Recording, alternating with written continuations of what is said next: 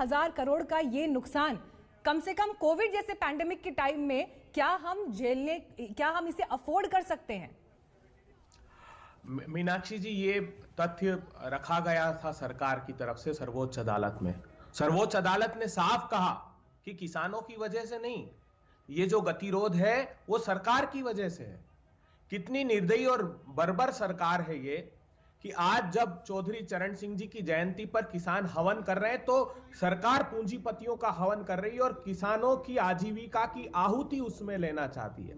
राजनाथ जी ने कहा कि वे संवेदनशील है और अभिनंदन करते हैं। कैसे संवेदनशील नेतृत्व है आपका राजनाथ जी? 40 किसानों की शहादत हो गई है वहां पर धरने पर, आपने उसका संज्ञान नहीं लिया। कैसी संवेदनशीलता है कि उत्तर प्रदेश में किसानों को 50-50 लाख का नोटिस देते हैं, पंजाब में किसान और आड़तियों के घर ईडी और आईटी छापे मारती है, मध्य प्रदेश में किसान नेता के 40-40 वन विभाग के अधिकारी छापा मारकर झूठे प्रकरण बना रहे हैं। ऐसी संवेदनशीलता है? ऐसा अभिनंदन आप करना चाहते हैं? किसान चाहता क्या है? सिर्फ फसलों के दाम क्यों नहीं देना चाहती सरकार? दुर्भाग्यपूर्ण बात है, ये सरकार संवेदनशील नहीं है मीनाक्षी जी। सुप्रीम कोर्ट ने तक पूछा कि क्या परेशानी, आप अगर इसको स्थगित कर दें, इसको होल्ड कर दें और फिर चर्चा करें।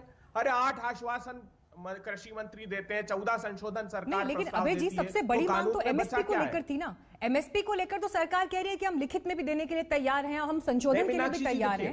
तो फिर बहुत अच्छा प्रश्न, तो फिर सिर्फ बात को फंसाने के लिए फंसाया जा रहा है। नहीं, आपने देखिए, पूछिए धनखड़ साहब से कि क्या सरकार ये कानून में लिख के देने को तैयार है कि निजी क्षेत्र में भी एमएसपी को अनिवार्य किया जाएगा, जैसे नरेंद्र मोदी जी ने 2011 में उपभोक्ता मामलों की समिति के अध्यक्ष रहते हुए कहा था। आज प्रश्न इसलिए खड़ा हुआ है क्योंकि इस कानून के सेक्शन 3A में 3(1) में एक 1A जोड़ दिया और इसेंशियल कमोडिटी एक्ट में असीमित मात्रा में संग्रहण की अनुमति दे दी। तो मोडस ऑपरेंडी है पूंजीपतियों की कि वो संग्रहित करते हैं और किसानों की फसलें आने वाली होती तो दाम तोड़ देते हैं। इन सब अभय जी को सुन लेते हैं, बोलिए।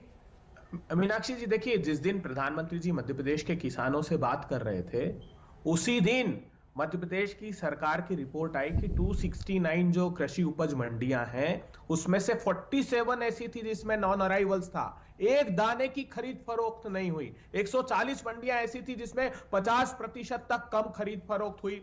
मंडी सचिव छतरपुर ने स्टेटमेंट दिया कि ये मंडियों को बर्बाद कर देने वाला कानून है, सरकारी अधिकारी होता है। अभी सरकार ने 10 लाख टन आलू भूटान से इंपोर्ट कर दिया। आलू का किसान कह रहा है 40 रुपए का मैं बीज लाया हूं, 10 से 12 रुपए बाजार में भाव है, सरकार हमको क्यों बर्बाद करना चाहती है?